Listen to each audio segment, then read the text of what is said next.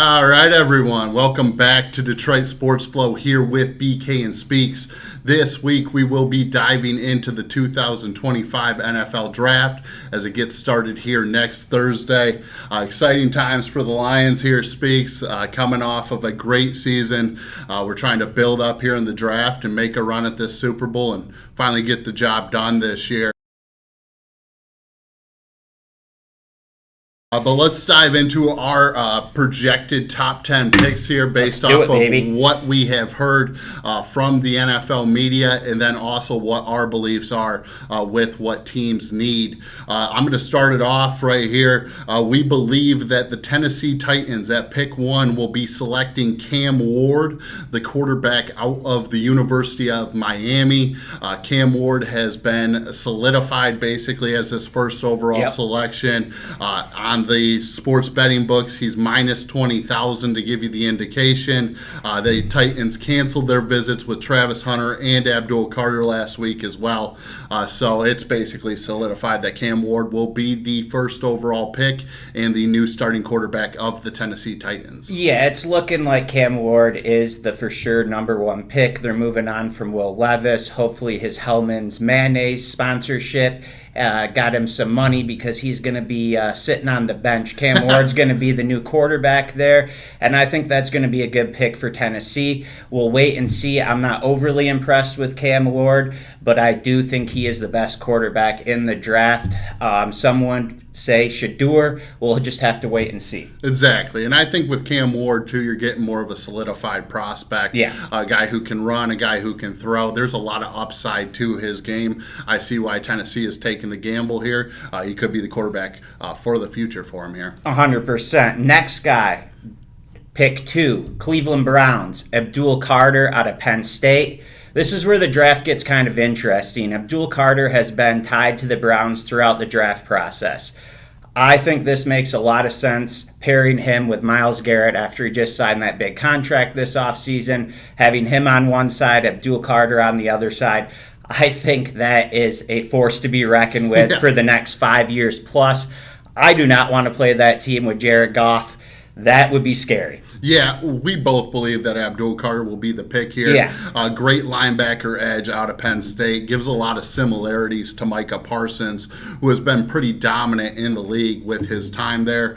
The consensus on the sports betting books and then also on a lot of mock drafts have them selecting Travis Hunter here. It sounds like they're talking to him about potentially starting at the wide receiver position and then expanding to be a wide receiver and also a corner. I'm not sure if that's a great idea. I feel like you're stretching your prospect. It is the Browns after all. But it is the Browns and they might try it. They might try it. We'll see, but I think Abdul Carter would be the better selection. I think that's the smartest pick for Cleveland, but if we know anything with Cleveland, they don't make smart decisions, so I could definitely see Travis Hunter going here. I guess we'll wait and see. If they finally make a smart move, it's going to be Abdul Carter. I agree.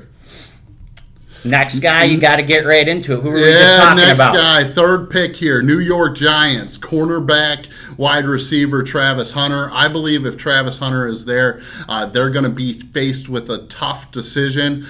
Travis Hunter is obviously a premier prospect in this year's draft. Would give the Giants a lot of help on both the offensive side and potentially the defensive side of the ball. Not potential, according to him. If he's not playing both ways, he's quitting football. Yeah, which seems crazy to me. It's like you're going to the professional football league. Come on, man. I think he's just saying that he has so much confidence in himself and his abilities that he wants that opportunity to potentially play both. I think he's going to be realistic with it being a snap count on one. So I just think he's saying that to say, hey, I got the confidence I can do both. I am him. Yeah, I agree with that. I think that is kind of what his mindset is in those conversations about playing both sides of the ball. But I think any team who brings him in is going to start him at one position and then try to expand it from there. Yep. It is not easy to learn either side of the ball at the NFL level. It's not. So it's going to take some time for him to get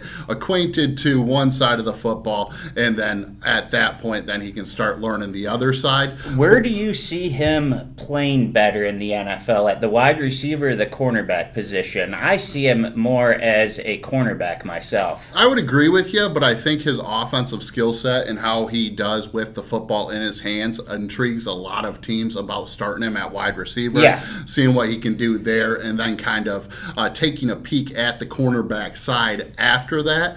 But Speaks, the talk now is that Shedeur Sanders could very well be the third overall pick here for the Giants as well. It sounds like they had a last-minute visit with him last week. He showed up and played pretty well. So they might be switching their quarterbacks here. But they got Russell Wilson over there right now, and Jameis Winston. I mean, he was wearing the cleats, the New York Giants cleats, on his last College game day. Had them all prime and ready. If anyone can handle the New York media in the spotlight, it is Shedeur Sanders. I'm not sold on Russell Wilson. I'm damn sure not sold on Jameis Winston, the turnover machine. So it would make sense, but I do think the Giants are doing this to blow some smoke, get teams confused with bringing Shedeur in for a visit. I think there's going to be a lot of movement in these first 10 picks in this draft altogether. Yeah, I think a lot of teams are trying to move back. That's what I'm hearing. Anywhere from 6 to 18 seems to be a similar prospect grade-wise to these NFL teams. It is extremely difficult to project the mock draft in this year's draft after you get through the first 3 or 4 picks here. I think Shedeur Sanders would be a decent fit for him over there as well. However, I am not sure on Shedeur Sanders, and I think that is questionable for the Giants to do, to put all their eggs in that basket going forward. I thought he was good at Colorado, but that offense fit him to a T. They threw the ball a lot. They spread it out. I don't know if he'll be able to do those same things at the next level. He's not elite at anything is what I'm hearing from these teams, but he's good at a lot of things. So I believe that it might be Shedeur Sanders here at 3, but I have a hard time believing that Abdul Carter or Travis Hunter should be out of the top 3. I totally agree with you. I guess we'll see what happens, and we'll go from there. At pick 4, New England Patriots, Mason Graham out of Michigan. This pick is either going to be Mason Graham or Will Campbell. I think it's going to be Mason Graham. If you're a Michigan fan like BK and I, we know this is one of the best players in the draft. He can do everything. He's a run stopper. He's a pass rusher. He's always in the right spot at the right time. His football IQ, his intangibles, it's just all there. You couldn't ask for a better defensive tackle than Mason Graham. I agree. I think the thing with Mason Graham that a lot of people aren't looking at is he destroyed the national champions before they went on their playoff run. They tried to run right at Mason Graham, and Mason Graham destroyed the game plan for Ohio State. I think Mason Graham is an elite dominant force and a guy that you're talking about has the upside of being like an Aaron Donald type of player. 100%. Regardless, he's going to be a really, really good pro for a lot of years. The talk is that the New England Patriots their GM has come out and said publicly that they're looking to build up the trenches in this year's draft. This is a great way to start on the defensive side of the ball. I also believe that they might consider Ashton Jeanty here as well. I think pairing him up with Drake May makes a lot of sense, and Ashton Jeanty, in my opinion, is one of the top 3 or 4 players in this draft. I think he would be a good fit as well. I like that sentiment for Ashton Jeanty, pairing him up with Drake May, because he needs a running back over there, take a little pressure off of him. He had a great rookie year last year, but it would be nice to have a reliable running back who can take a lot of pressure off him in his sophomore year. Yeah, and that's my thought as well. I think, putting all the pressure on Drake May, not having a ton of weapons around him at the wide receiver spot makes things tough on him. If they were able to get a running game and establish the trenches a little bit more, I think that would put New England in a better spot going forward here. I totally agree. And then who do we got at 5, BK? Oh, at 5, we're talking about Jacksonville Jaguars selecting here. And I believe this is kind of out there. A lot of people aren't mocking it. But I believe that they're going to select Ashton Jeanty, the running back out of Boise State, with this pick. I think Ashton Jeanty, like I mentioned earlier, is a top 5 player in the draft. I totally agree. He is a Jacksonville native. And then on top of that as well, Trevor Lawrence needs a lot of help over there. Boy, does he ever. And they don't really have the running back position figured out with Tank Bigsby No. and then also Travis Etienne over there. I think Genty's a good fit for them to build their offense I think around. it's a really good fit, especially after how Trevor Lawrence's season ended last year. Him running, getting concussed like that. Take pressure off Trevor Lawrence, put it on Genty. That would do well for Jacksonville, settle everything down, get the new coach acquainted. I think it makes a lot of sense to get a running back in there. You look at all the teams last year who brought a good running back in. Baltimore with Henry. You got Philly with Barkley. Saquon, yeah. You know, it does wonders for a good quarterback, so I think this makes a lot of sense here. Yeah, it's not like overly expressed like it's going to happen Yeah. in the NFL media right now, but I think Ashton Genty fits them very well. I think also Mason Graham will be the Jags pick if he is here and available at pick 5. The Jacksonville native, I think, really rings home there. He could play at home. I bet he's really pushing for it, so we'll see how things shake up there. But I think that would be a smart, good pick for Jacksonville if he's still on the board. Next, we got the Las Vegas Raiders. We're thinking Will Campbell here out of LSU. Great offensive lineman. He can move either way. He moves up in the pocket. He has everything you want in an offensive lineman. He can pancake you. He's very smart. He can move upfield. I love everything I see about Will Campbell. BK. Elite pass protection. Yeah. And the other side of it is consistency. Will Campbell has been a consistent, great offensive lineman in collegiate football for the last couple of years. I believe that Will Campbell would be a great fit for the Raiders as they try to build up their trenches over there as well with a restart. While they're protecting their new investment that they just paid in Geno. Yes, I agree. Next pick number 7, the New York Jets are going to select, in my opinion, or in our opinion, offensive tackle Armand Membao out of Missouri. Membao has been skyrocketing up boards since they saw him over at the Combine. Great athlete at 332 pounds. Very much has a mean streak. Great in the rushing attack and also can help protect the quarterback over there for the Jets. Yep. Aaron Glenn is now the Jets head coach, former defensive coordinator for the Detroit Lions.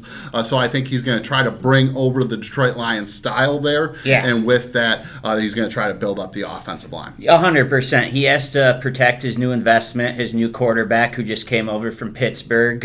Mobile quarterback, this outside tackle, is able to move upfield with a running quarterback. So I think this makes a lot of sense.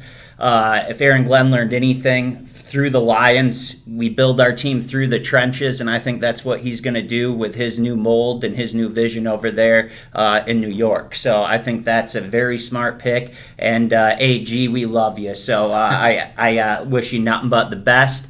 Next pick, we have the Carolina Panthers, Jalen Walker out of Georgia. Jalen Walker has size. He has athleticism. He has everything to be the difference maker in the pass rush, and Carolina desperately needs that, especially after some trades that they made, BK. Yeah, great defensive line edge out of Jalen Walker. Unbelievable athlete, like you mentioned. He's a situation where you can move him to linebacker, you can move him to edge, a lot of versatility. Versatile. Yeah, can really create the matchups and the pass rush that you were looking at when you had Brian Burns. You obviously traded Brian Burns away to the Giants last year. I think Jalen Walker is a good fill-in for him. Really helps to elevate their defense. But the other name that I'm hearing too for this spot is wide receiver out of Arizona, Tech McMillan. He is an unbelievable big body. Didn't run the best. Big body. Yeah, didn't run the best 40 time. A lot of people are suspect about his attitude a little bit going into the draft and his commitment to the game of football. But when you're talking about a big play threat down the field who can go up and get it, it doesn't get better than Ted McMillan. It kind of reminds me a little bit of a former draft pick of ours, Kenny Galladay, that big body, big wide receiver type. Little bit questionable character, so we'll have to see what happens. But I still think they go Jalen Walker. But you never know with Carolina either. Exactly. Next pick number 9 here, New Orleans Saints. We have them selecting quarterback Shedeur Sanders out of Colorado. I don't believe Shedeur will fall very far if he is to fall past the Giants. This is the furthest I think he would fall, possibly. Yeah, because New Orleans doesn't really have a quarterback in place over there as well. No. I think they'll consider Jackson Dart here at 9 if Shedeur is gone. But Derek Carr doesn't seem to be the long-term solution over there, and Shedeur Sanders was very impressive in college. There's a lot of upside to his game, and if you can get the most out of him, then you got to feel pretty good about that pick at 9. 100%. I think Shedeur makes a lot of sense here. He is one of the best quarterbacks in the draft, if not the best, like I already talked about earlier. He has all the intangibles you're looking for, but can he do it at the professional level? Is his arrogance gonna come down a little bit? Can he lead an NFL team without his daddy at the helm? These are all things we have to wait and see. I also kind of think with his relationship with Tom Brady, I think there might be a little splash there at that pick with the Raiders. At pick, what is that? Pick 6. Yeah, so I could see that possibly happening there too. They have a really good relationship, but like you said, they don't have a quarterback. Carr could be out this year with that shoulder injury, and they need something. So Shedeur makes a lot of sense here. So we'll have to wait and see. Well, and the other side of that, too, is they'll be looking at tight end as well. If Shedeur Sanders is gone, that's where we get into our next pick. Yeah, Chicago Bears, Tyler Warren out of Penn State. Great check down option. Bears have a young QB, and what better to have a good check down option and Old Faithful in a tight end like Tyler Warren. Yeah, outstanding athlete, does more than just be a tight end. Very similar to Brock Bowers in that sense. Yep. I think everybody's trying to get a Brock Bowers after the incredible they season he had for the Raiders last year.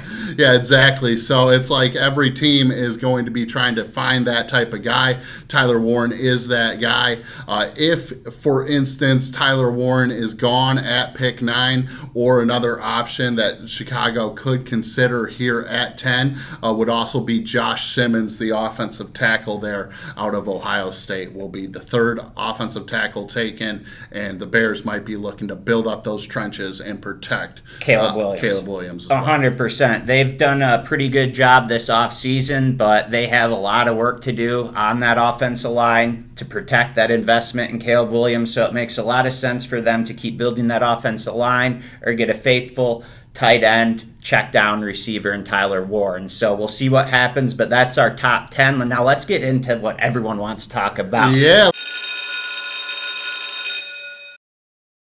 Let's talk about the Detroit Lions draft prospects and their picks coming up with this draft. The first pick for the Detroit Lions on Thursday night will be pick 28 towards the end of the draft. That's what you get when you have a very good season, Speaks. Little bit different scenario this year. We're not in the top, couple, picks. It's a bit different this year, and we got to wait a little bit longer. Exactly, and there's a lot of question marks on who will be available at pick 28, but we're going to do our best to show you some of the prospects who may be available and maybe getting some of our attention pre-draft here. But the first pick will be pick 28 in the second round, so the second day we will have pick 60, and then also in the third round we will have pick 102. Thank you, Aaron Glenn. Round 4 we will have pick 130. Round 6 we'll have pick 196, and then round 7 we'll have pick 228, and then also pick 244. So a lot of options to be moving up in the draft, navigating around it, finding the guys that you're looking for. Just let Brad Holmes cook, baby. Him and MCDC, get your popcorn ready. It's going to be a fun draft. Sheila Hamp, the whole crew, baby. I'm stoked to watch this. Yeah. It just makes me happy. This guy right here, he drafted. Let's go.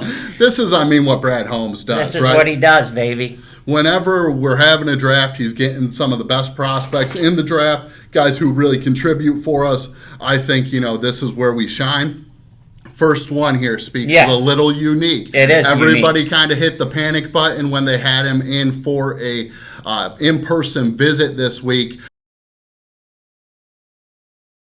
But wide receiver Matthew Golden out of Texas, 5'11", 191 pounds. Speedster. Some mocks have him fall into the second round. I think that's because of his size. I think it's, a situation where Matthew Golden had an outstanding season. I think he could be the first wide receiver drafted in this year's draft. Great route runner, explosive ability with the ball in his hands. Also, can work the intermediate routes and make those contested catches down the field. I think Golden would be a great pick for us here. Also ran a 4.29 at the draft, so blazing. Good speedster. And the talk that happened after the Matthew Golden visit was, is Jameson Williams going to be traded? How's that kind of looking with that wide receiver room? Rubbish. I don't believe that's going to happen. No. I think Matthew Golden would come in and be that wide receiver 3 for us. And then if Jameson Williams and Detroit can't work out a contract with his re-sign phase, then at that point Golden will become the 2. I think you're 100% correct there, BK. Matthew Golden is not a replacement for J-Mo. He'll be our solidified third wide receiver. We need to add depth. Patrick had a great season for us, but where was he at the end of the season? We need to add this depth, and this is a perfect guy to do it. He can run these intermediate routes, learned from St. Brown. It'll be scary with him, J-Mo, St. Brown, Laporta, and Gibbs. Tim Patrick, Gibbs. I think this would be a really smart pick, and we can also utilize him after everyone loved Raymond retires. He has a few good years, but it looks like this dude can really fly, and maybe utilize him in the kick and punt return game too. Yeah, great off the line. The speed that he brings to the table is outstanding. Having a guy who runs a 4.29 next to Jameson Williams would cause defenses a ton of problems. Yeah.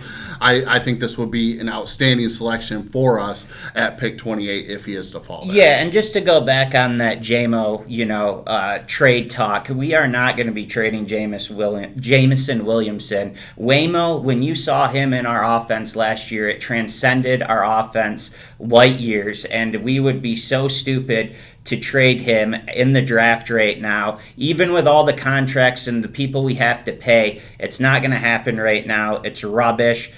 We're not going to ruin the chemistry he's built with Goff, and he's built with the whole offense unit. So I just wanted to say that right now. If I'm wrong, but I don't think I'm wrong here. I think we're selling out for a Super Bowl. Yeah, it's exactly. a situation where you don't want to get rid of people. Yeah. You want to bring people in. 100%. We're so close to getting to that goal. I think they'll navigate the roster and be able to keep him aboard for this season. 100%. So now we'll get into some biggest needs that we have. Obviously, we need an edge rusher. That was very evident down the stretch last year, especially with all the injuries. Who better than Jahad Campbell out of Alabama? This boy is a freak, man. He can get off the line with the best of them. He's great in pass defense and coverage. I like everything about Jahad Campbell. Yeah, he's everywhere. He's similar to what Brian Burns was coming into. Brian Branch, coming into Detroit. He's just everywhere on the film. Football intangibles are off the chart. I would be surprised if Jahad Campbell gets to 28. I think he's the only guy that I would trade up for in the draft to try to get.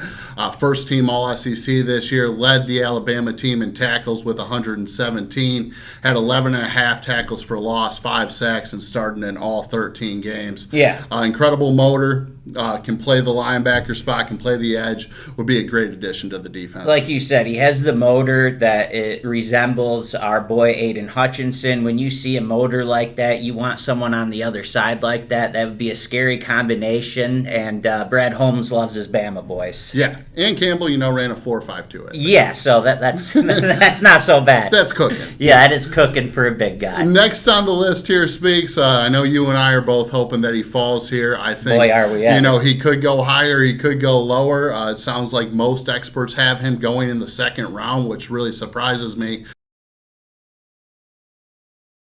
Defensive tackle Kenneth Grant out of Michigan, 6'4", 331 pounds, absolutely a load on the interior defensive line. Third team Associated Press All-American, second team All Big Ten this year, 32 tackles, 3 sacks. He's not a sack artist, but No. what this guy does is fill gaps and swats down passes. You're damn right. Very tall, very much has the length Lengthy. and the arms, the instincts to get his hands up. That becomes problematic for teams. And then he's a perfect fit to put next to Aleem McNeil going forward 100%. because he's going to demand respect with his quick jump off the ball and also his ability not to really be moved in there. Well, it really makes sense too, BK, because we don't know how long Aleem the Dream McNeil's going to be out. He's coming off that ACL injury late in the season. We're probably not going to get him back till at least after Thanksgiving, one would think, if not a little bit longer. So getting Kenneth Grant here matched up with DJ Reader and the rest of the boys up front makes a lot of sense. He can learn from Reader. Reader only has 1 year left on his deal, so getting a young defensive tackle here in Grant makes a lot of sense. Michigan guy, coming to Detroit. He can play with Aiden. I think it would be a good natural fit for him, and I really like the length out of this guy. I think that would help us tremendously. Yeah, I completely agree. And when Jim Harbaugh comes out and says after he pulls in Kenneth Grant and Mason Graham in the same draft class and said these are two of God's gifts to football, usually that should perk up your ears a little bit. Yes. Both these guys are going to be premier players in the NFL and be starters for a long time. 100%. And if he wasn't playing with Mason Graham, Kenneth Grant would get a lot more noise. But because he played with Mason Graham, he's not talked about as much. Exactly. Next guy we got on our board, Gray Zabel out of North Dakota State, 6'6", 312 pounds. He is a great offensive lineman. He can move up the field. He can run with your running back. He knows all the assignments. He doesn't get beat. I love his footwork. I love this guy, BK. Yeah, the versatility is what really stands out about Zabel. I think that makes him maybe the best offensive line prospect in this draft after Will Campbell and Membao. But when you're talking about Zabel, you're talking about a guy who can play all 5 offensive line positions. Exactly. Plays left tackle, plays left guard, plays right guard, plays right tackle, plays center, every one of them. But the thing that really stands out to me about Zabel is the fact that he started all 16 games this season for North Dakota State, was an FCS first-team All-American, won a national championship starting at left tackle for all of those games, and he's got that versatility. That's special. Great footwork, mean streak. Zabel would be an outstanding pick for us. It would be an outstanding pick and a absolute benefit for us to have that versatility on the offensive line. We already know Penny can do it. We all know Graham Glasgow could do it. Now, if we get this guy who can do it too, it just opens up more things with injuries. And that's bound to happen in this league. And Dragnow's getting older. Yep. We don't know what we have with Mahogany yet. He showed some promise down the stretch, but there's not enough tape on him. So it's a wait and see with him. So if we can get a guy with this much versatility, I think it's a no-brainer. Yes, I agree. I don't know if we'd have to move up to get him. I'm not sure I'd move up to get him. If he's sitting there, snag him, but I don't know if I move up either. Yeah, and I don't expect him to get to 28, so we will see what that looks like. Yep. Next guy on our list here is edge Shamar Stewart out of Texas A&M. He's 6'5", 267 pounds, has a first-round grade. This boy can move. And he can move, and he plays with a physical brand of football. I think, the thing with Shamar Stewart is his stats don't pop off the charts, but when you look at the tape, I see the tape upside. Doesn't lie. I see the upside with him. I mean, the guy pushes the opposing offensive lineman back just about every time. He's quick off the ball. Ended up being third-team All-SEC this year, started 12 games, had a pedestrian stat line with 31 tackles, 5.5 tackles for loss, and 1.5 sacks, but his best football is in front of him, and if you get him into a pro system that knows how to develop talent on the edge, Shamar Stewart could become a superstar for He has that raw talent. When I was watching his tape, I know this is a outlandish comparison since he's not even in the league yet, but I saw some Julius Peppers reminisce when I was watching the tape. Just that freakish athleticism and those football instincts with the speed on the outside. I just really liked what I saw to this guy, and I think his ceiling is extremely high. I agree. I think the size and the way he moves is crazy, too. He posted a 4.59 40-yard dash at 267, a 1.58 10-yard split in there, and then had a 40-inch vertical and almost an 11-foot broad jump. Yeah. I get why people are like, hey, this guy is skyrocketing out boards. I don't know if he'll be there at 28, but he would be a good fit for us if he falls that far. Another edge guy that me and BK like a lot,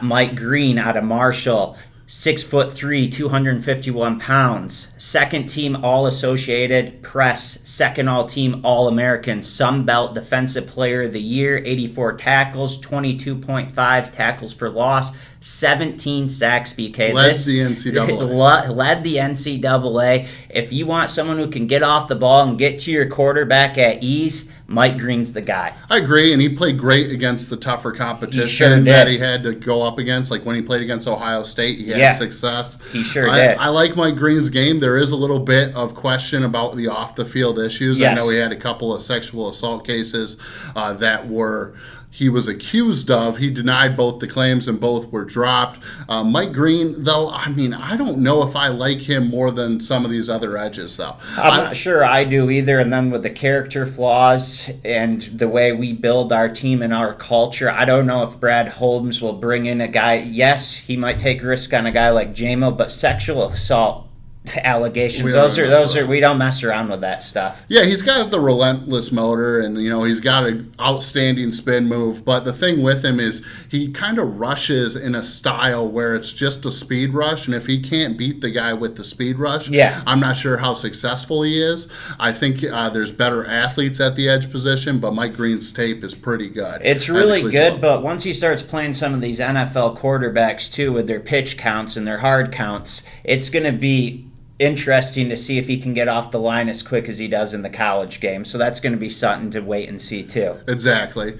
Next guy on our list here is another edge. James Pierce Jr. out of Tennessee, 6'5", 245 pounds. He ran a 4.47 at the 40-yard dash, a 1.56 10-yard split there, 31 inch vertical jump, and then a 10'3" broad jump. Was absolutely a combine star as well. And James Pierce Jr., I get why he was a top 5 pick when we projected pick when we entered into the college football season. This guy moves quick, has a relentless motor, very much good in the run game, very much good with the pass rush. I think James Pierce Jr. is a great pick for us here. The question marks become, what is he in the locker room? I've heard out of Tennessee that he has an extreme anger issue where it's tough to talk to the guy if he has a bad game or if he's in his head at all. I think that becomes problematic, but if you get him into a stable spot where he's got good leadership, like a Hutchinson where he's going to listen or something like that, this pairing would be unbelievable. I think James Pierce Jr., just tape-wise, is a top 15 guy in this draft. Yeah, I agree, and he can also cover in the passing game. He's a tremendous in the passing game, and he has all the intangibles you look for in an edge rusher. It's just his mental stability. I don't, like you said earlier, we're all in going to a Super Bowl. We don't want a project. We want someone who can contribute. So I'm not sure we go this route, but he's a damn good player. I don't think Pierce is a project on the field. Not on the field, just off the field. Off the field mentally. Yeah, I would agree with that. I think, you don't want to stir up ruckus in your locker room. Exactly. And we've come too far. Yeah, we're built on, the grit in the locker room and having all the guys buy in. I'm not sure James Pierce fits that, but if you're able to get him to fit that, he would be a steal at 28. 100%. Another edge guy, Donovan Aruzarinku out of Boston College, 6'2.5", 248. I think this dude is a great player, comes off the line extremely fast. He can drop back in coverage if need be. He bats balls down. He's great in the run game. I like everything I see about this guy. We drafted Mahogany out of Boston College. This is kind of a sneaky pick. Sneaky, but not that sneaky. But the other side of it, too, is I'm hearing that NFL teams are kind of uncertain about the guy, where it's kind of a split thing down the middle, where some teams like him, some teams don't like him.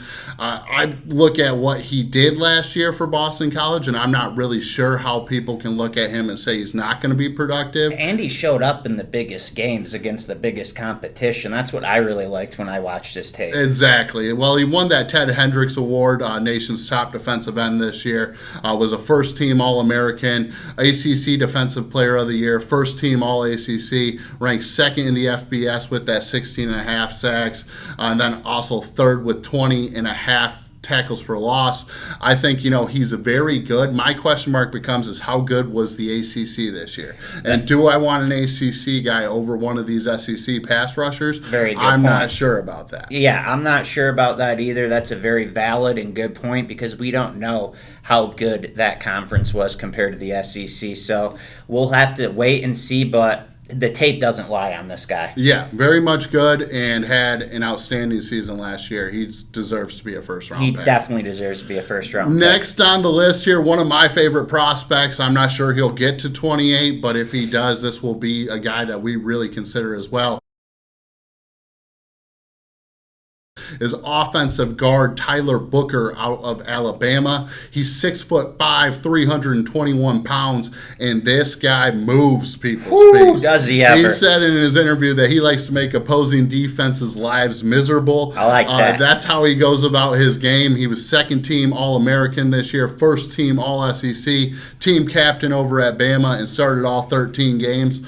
Tyler Booker would come in and fit the Detroit Lions' offensive line style day one, and he could potentially be a starter for us day one.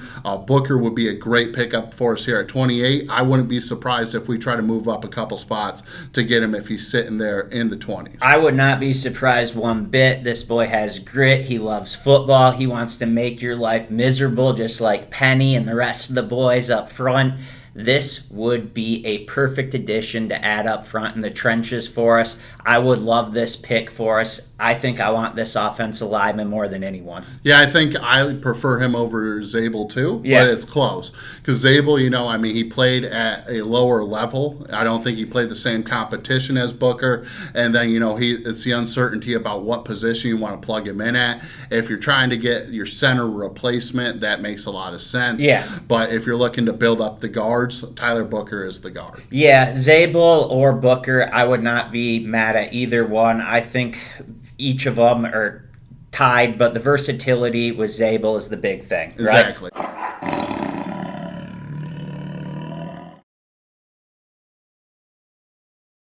Next guy we got, another edge rusher out of Michigan, Josiah Stewart, 6'1", 249.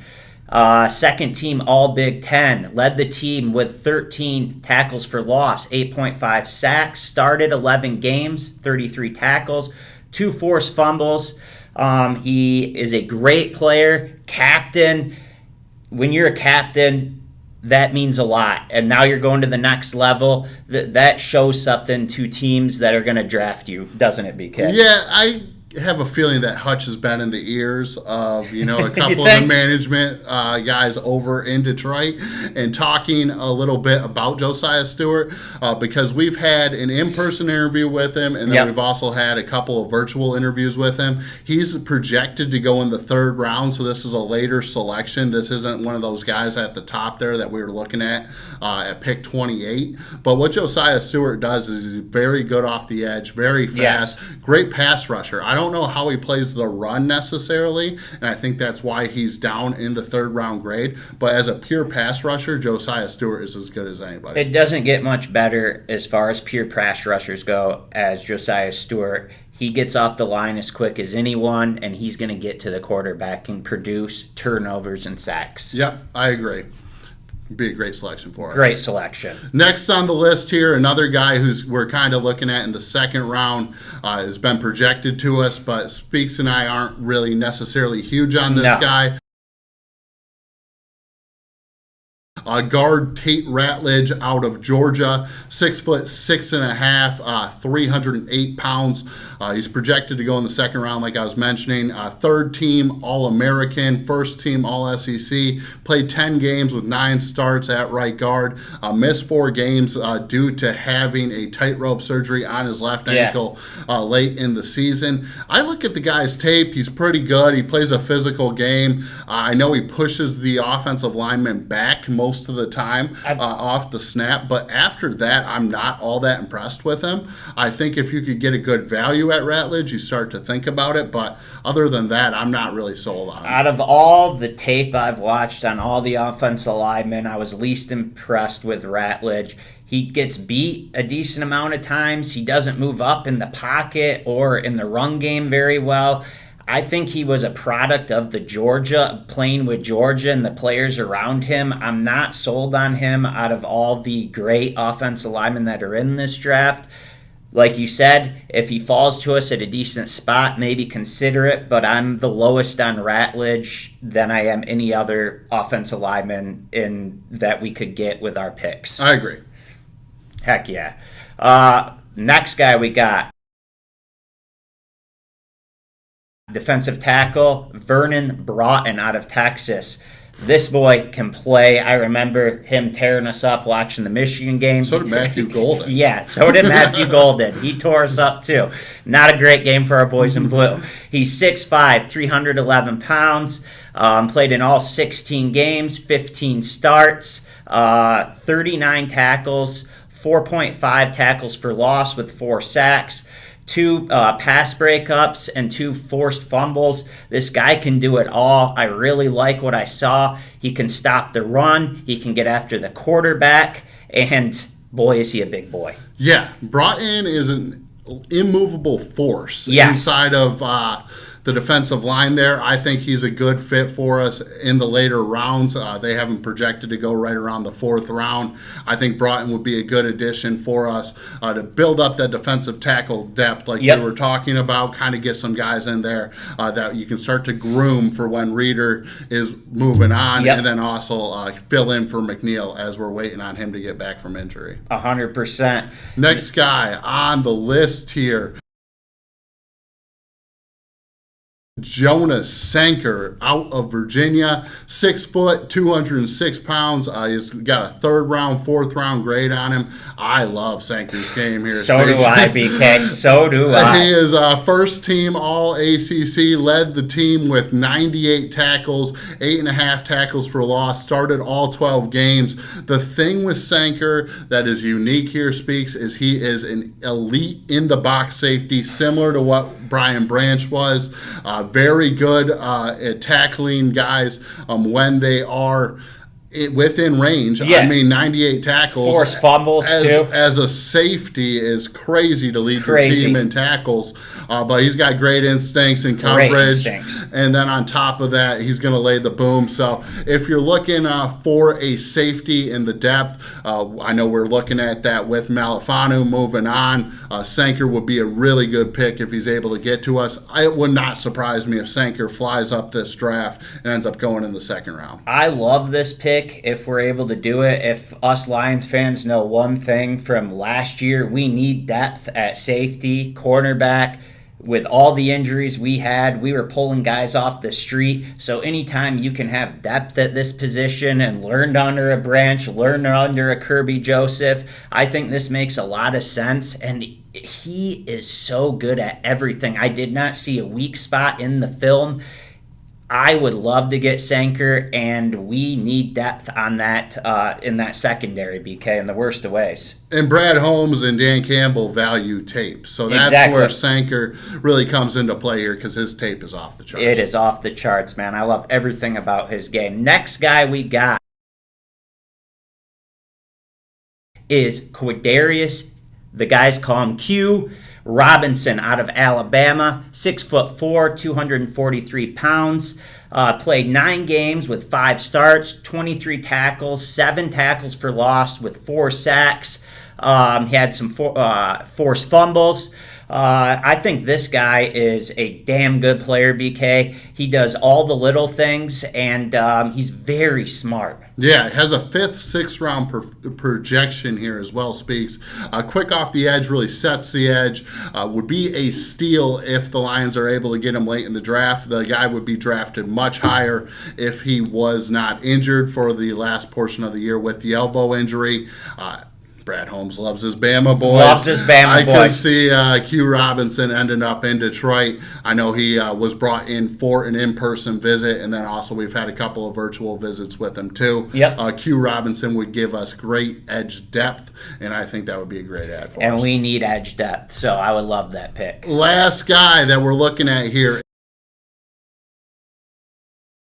is linebacker Kobe King out of Penn State, 6'1", 236 pounds, has a 4th, 5th round grade. I think he might go a little bit past that, but he was 2nd team All Big Ten, started all 16 games for Penn State, ended up with 97 tackles, 8.5 of them were for loss, and then also had 3 sacks. The guy is really good against the run, Speaks. I don't know about his ability to cover in the passing attack, but he is a Detroit native. The guy is very physical, fits a lot of the mold on what we look for in linebackers. I think Kobe King is a guy that we'll be looking at late in the draft. Also, Detroit native, which is huge. Like you said, Detroit native, and as a Lions fan, you guys all know we had a lot of linebacker injuries last year. Anzalone, Derek Barnes.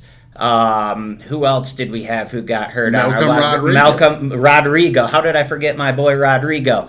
So having a guy like this come in, learn underneath all those guys. We re-signed Barnes. Rodrigo's coming back from his ACL injury. I think this would be great depth for us. He doesn't need to come in and do anything too much. He can learn underneath Campbell, Anzalone, Barnes, Rodrigo, and our new defensive coordinator who happened to be a linebacker himself, and Calvin Shepard. So I think this pick makes a lot of sense because we needed linebackers last year. We were pulling guys in who were retired, putting them at linebacker who used to play safety, and Jamal Adams. So, I think this makes a lot of sense for depth piece, and he has the best guys to learn from in that linebacker room and our new defense coordinator. Yeah, and we're trying to replace Reeves Maben, too. Yes, exactly. And Kobe King could be an addition there to help us with that. 100%. We wanted to shoot this first episode video style with the draft. We always look forward to this draft. We hope you guys enjoy. Thanks for joining us on another episode of Detroit Sports Flow with BK and Speaks. You blue Kool-Aid drinkers, have a great rest of your days, you filthy animals.